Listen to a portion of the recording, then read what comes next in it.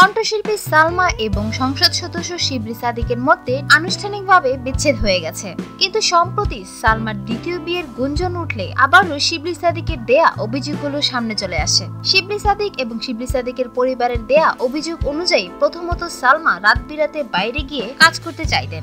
সালমার স্বামীর পরিবারের ইচ্ছে ছিল যে সালমা যাতে একটি লিমিটেশনের মধ্যে থাকে, ঢাকার প্রোগ্রামগুলো কিংবা বড় বড় প্রোগ্রামে অংশ নিক। কিন্তু শিবলি সাদিকের ভাষ্য অনুযায়ী সালমা চেয়েছিল সালমা আমেরিকা বা দেশের বাইরে যাবে, এমনকি নাটকে অভিনয় করবে, তাছাড়া রাত বিরাতে স্টুডিওতে গিয়ে কাজ করবে। এসব করতে পারিবারিকভাবে নিষেধ করা হয়েছিল সালমাকে। তাছাড়া সালমা 4 মাস রাগ করে বাসা থেকে বাইরে গিয়েছিল।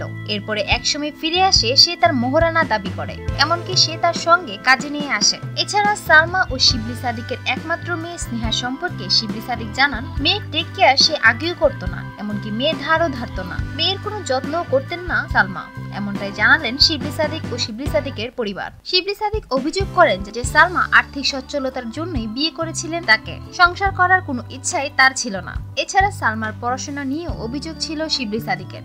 সালমার গোপন প্রেম এবং দ্বিতীয় বিয়ে সম্পর্কে কোনো কিছু জানেন না বলে জানান শিবলি সাদিক ও তার পরিবার।